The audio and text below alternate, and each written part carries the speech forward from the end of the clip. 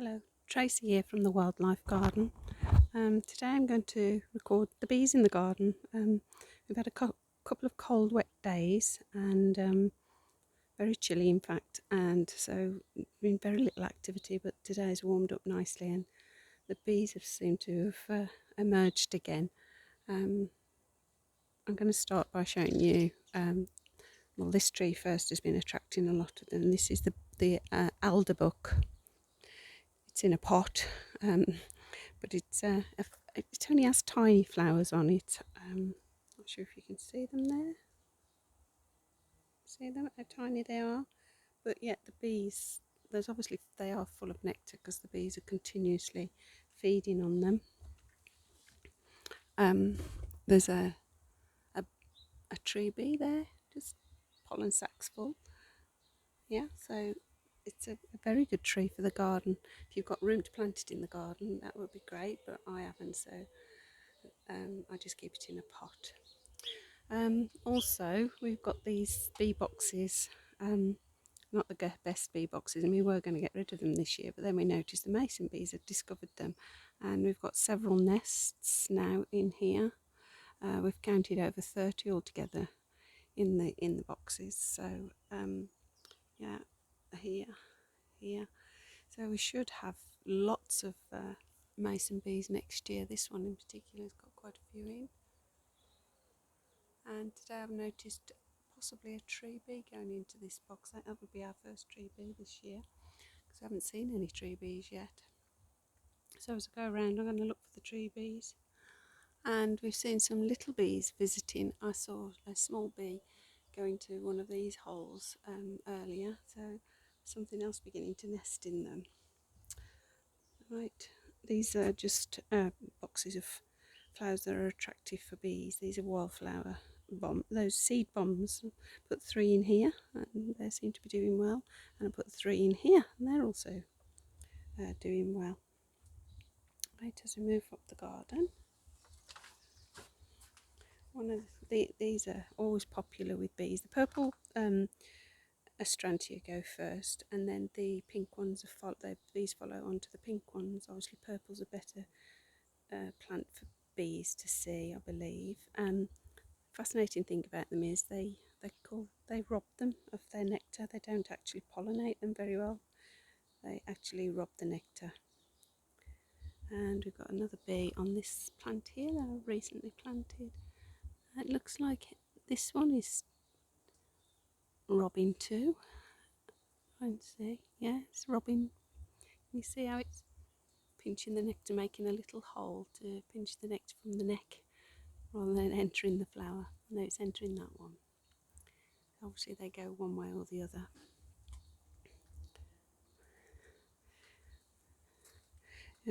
California poppies are out, but nothing on them. Usually there's a bee buzzing in them, and the Welsh poppies, but nothing at the moment. This is fuchsia, and this is usually busy with bees.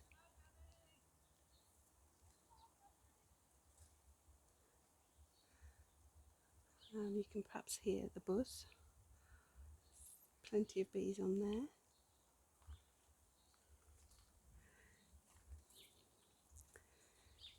It just seems that every plant I look at, there's some bee on them. This is a geranium. This is a geranium.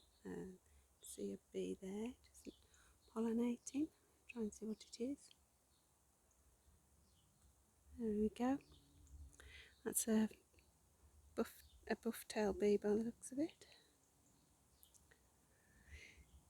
The rhododendron's now gone over, but there are some tiny yellow-faced bees, those little black specks that you can see flitting about, if you can see them. They're yellow-faced bees, tiny little bees. They're taking the last of what's left of the pollen on this plant. And today we've had, here's a yellow-faced bee. There, look, can you see? This tiny little bee. That's a bee, believe it or not, but that is a bee. There we go. That's how tiny bees can be. If I put my finger next to it, you can see how tiny that bee is. Yellow-faced bees.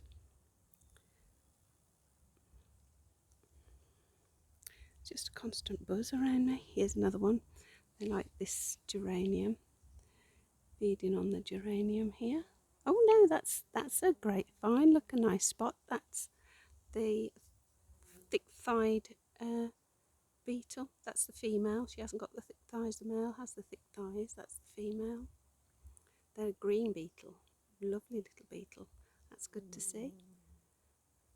Another bee right next to us. You can see all the holes in the, I think if I hold it we might be able to focus a bit better. You can see all the little holes that the bees bite into it to steal the nectar instead of taking the pollen. I think they still get pollinated because I get plenty every year, but a lot of the bees haven't got long enough tongues for them, so they rob them instead. Now on the Pyracanthus today we've had our first recording of an ashy mining bee. Not there now. Still got a buff-tail on here. We've had lots of honeybees on here, but it's gone into shade now, so there are fewer bees on it now. Just the bumblebees sticking out on it. Having a good look just in case an ashy mining bee turns up, but I can't see anything. So, yeah, beautiful plant, Pyracanthus. And then of course it has the beautiful berries on later on in the year. This shrub's only about 3 years old. It was flowering in the first year and now it's an abundance of flowers. We keep going this way, I think. If I can get through. My only concern, oh, that was a leaf cutter bee, just spotted. The only concern I've got in the garden at the moment is that I think my hedgehog may have disappeared. I've had a hedgehog come in since March, early March I think it was, my first recording of it, but that seems to have disappeared. I put the camera out last night, no sign of it, and no sign of it the night before. But it was the 2 cold nights, so it might be the weather. Continuing up the garden, we've got this shrub here. This is very attractive to tree bees. There's a tree, that was a tree bee then. Okay. He's a bit annoyed that I've come too close, I think. Tree bees are the ones that will sort of get angry with you a little bit. This one's still flying around me. To show you, there we go. We've got buff tail. The one you can hear buzzing if the mic's picking it up is the tree bee. I can see honeybee, buff tail. Here's a tree bee. Very distinctive, black and orange. It's very popular with tree bees. There he is. There's one. Black and orange back, black and white tail. Very easy to spot. We've got early bumblebees, buff-tailed bumblebees, carder bees, red-tailed. We've got the 8, I think it's 8 main most common bumblebees visiting our garden, and to date, with all the solitary bees and the cuckoo bees that visit our garden, including the ashy mining bee today, we've now got a total of 36 confirmed species visiting our garden. We've recorded 38 altogether, but we've still got a confirmed 2. But yeah, this is a honeysuckle, very small flower on it, very popular with the bees, and then there's the main honeysuckle going to come out a bit later. So repeat flowering is so important in a garden. I've had flowers coming through now since the bulbs came up continuously. As one finishes, another one opens. These Sicily lilies have been really popular with the bees, always are. If you can get these, I'd highly recommend them. And they're such structural, beautiful plants. They face down when they need pollinating, and once they've been pollinated, they turn up and become like little palaces, like Disneyland Palace, I always think. Carrying up the garden, it is a bit cooler now, so the sun's not out. It's not cold at all, but it is feeling a little bit cooler than it was earlier. Keep going up the garden. You can see how much is out. This is the snowball. It has the white berry on. Very popular again. Again, tiny flowers. If you see, look how tiny the flowers are. But yeah, really popular with the bees. It's always been popular with bees. Snowberry bush, I always call it. May have another name, I can't think what it is. Here has become really wild. My acer is completely buried. There's a lovely wild sort of rose in the background, the white that you can see. If I can get in, we'll get a bit closer. That's popular with bees too. Heavenly perfume on it. There it is. Looks lovely against the red of the acer, doesn't it? Gorgeous. This was growing at the very end of my garden, and when my neighbours decided to put the fence up on the other side, the panel fencing, this was all being chopped down, so I took some cuttings and thankfully it's taken, and this year it's flowering really well. Just hope I can get a bird in that lovely box over the back there to keep the entrance clear. More snowberry bush, comes up everywhere once you've got it. These are my potatoes down here. Of course, once they're just starting to produce flowers, once they flower, they too get pollinated by the bees. The marguerite is just beginning to bud up. That's very popular with the solitary bees. The daisies are now out. This was all red campion a couple of weeks back. Red campion now going to seed, replaced by the daisies. Let's have a look if anything's. Oh, look, there's a tiny little beetle on there. Whoops, can you see it? There it is, little beetle. There we go.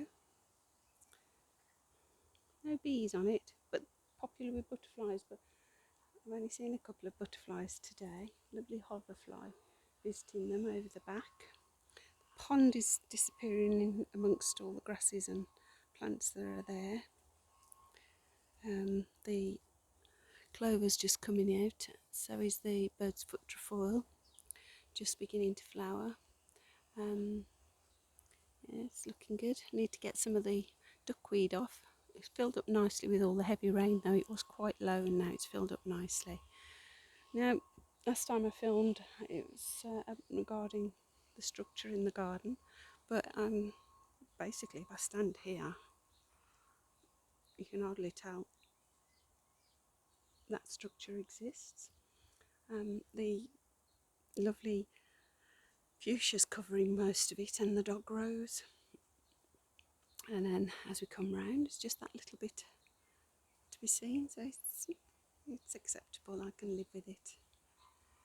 As I say, it's shadier, but look, the ferns are loving it. And yeah, so plants seem to be doing okay on it at the moment. Ferns are definitely loving it. Again, another fuchsia full of bees. Constant hum as I walk up the garden. It's lovely. Turning round, go under the arch. All the raspberries have been pollinated now, and the berries are beginning to form. Same with the white currant. You look, there's white currant to be seen, lots of berries. And if I can get to the back, oh look, first one I've seen in ages. Beautiful. That looks freshly emerged, doesn't it? That's a speckled wood. I think that's drying in the sun. Oh, it's beautiful. Oh gosh, that's taking my breath away. I've been worried because I've not been seeing any at all. That's gorgeous. Watch where I'm putting my foot in. Let's see if we can get round and see its wings. Look at that. Oh my goodness. Don't go out of focus. Look at that. The robin about. Oh, it's nectaring, isn't it, on the raspberry flower there. Oh, lovely. I was going to show you the red currants in the background. There it goes, it's flicked off. The robin's chirruping at me, or a wren. I think it might be a wren. Can you see the red currants there? The mock orange is just coming out. That's two, it's got bees on it. The bees on the berries, sorry, on the ivy are incredible. I've got to sort this out because it's getting swamped, and I want it to, obviously I want that to succeed. I don't want it to be buried out. Look at the berries on it. Look, it's absolutely covered. Food for winter birds. There's a lovely bee. That's a tree bee. Another tree bee there. Let's call out a bit. I think it's a wren you can hear. I'm going to have to do something with this. It's taking over a bit. It's the Montana. It has been beautiful.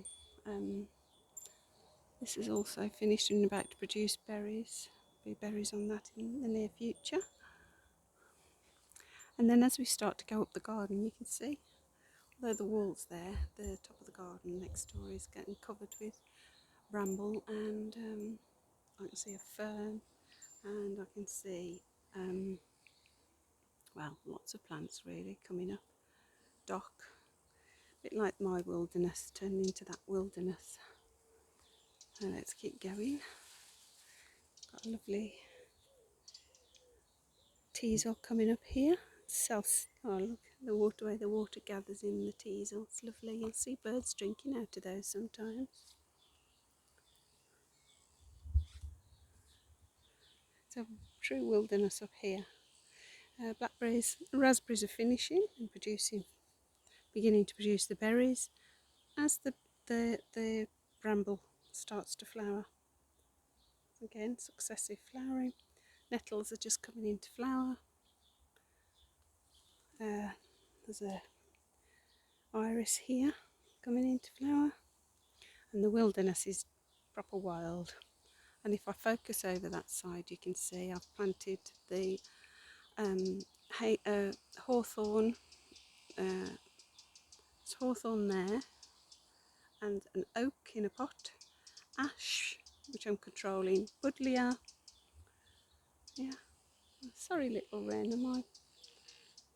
have you got some chicks out somewhere? I'll be quick. The green alkanet's been flowering for months, and obviously busy as well with bees. See tree bees on there again. Going up further up, and this has become really wild. That was me kicking the watering can. Oh, there's even one of these appeared up here, which I haven't planted, a Sicilian lily. We've got the lovely elder in flower now, and just going over.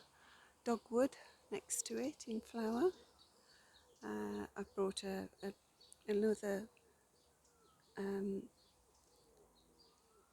another plant there. What's it called? It's got a funny name, but it's the same as oh gosh, it's gone from my head. It's an elder, but it's got a different name because it's purple. If I can get in here, but I'm not sure how well it's doing. It's in a pot. I'm hoping it'll do well. The flowers don't seem to have opened. I know once it gets going it can go pretty wild, but flowers don't seem to be opening. But we'll see. I'm sure there's some new growth on it. The new growth's always green.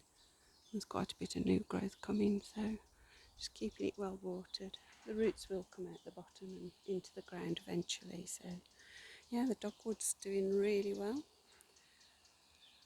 Not many bees on it at the moment. Normally that's covered in bees, but it's quite quiet at the moment as well.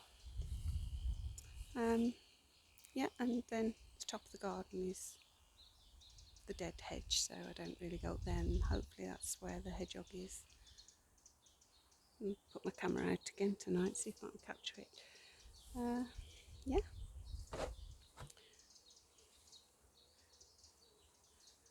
Quietly walk down. I will show a caterpillar we've got in the garden. I did spot a caterpillar the other day. Well, it's big. I spotted it a while ago. It was small. And here I want to show you how much things grow. If you look back in my videos, and last year we had a carder bee nest here, and now it's just wild here. I don't think we got a carder bee this year nesting there. Not at all. You wouldn't believe there was a nest there last year. Let's go. The wren nest. Not sure if you can see. There's a robin box there. I don't think it's in there anymore. I haven't seen it for a while. That's a wren nest. It's sort of filled up the box that was a robin box. And we'll just have a look. Oh, the cat's enjoying the bench, look. I'll go and have a look, see if we can see the caterpillar. I've got lots of this ragwort this year coming up. I'm hoping to get some ragwort, some cinnabar caterpillars. I've let it, wherever it's growing, I've letting it grow. Because they're cinnabar, we used to get them and I haven't seen them for ages, so there's lots in the garden of this. We'll just have a look at the caterpillar. I must change that water's awful for the birds.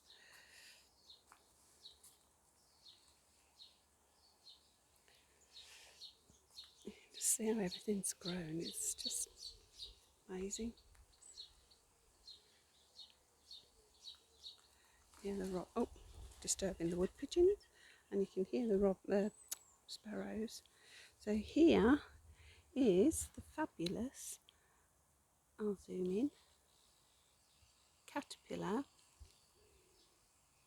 of the orange tip butterfly. And they only lay their eggs, well, they will lay it on honesty, but their favourite food plant is Jack by the hedge or hedge garlic. And yeah, it's been growing. I've been watching it growing and growing. I don't think it's got much further to go, to be honest. Birds haven't found it yet. It's doing really well there. It's my granddaughter in the background looking at the bees. So yeah, garden's a wilderness, as you can see. And yeah, so great news on the ashy mining bee. Crows. And that's the end of the video. Thank you for watching. Bye.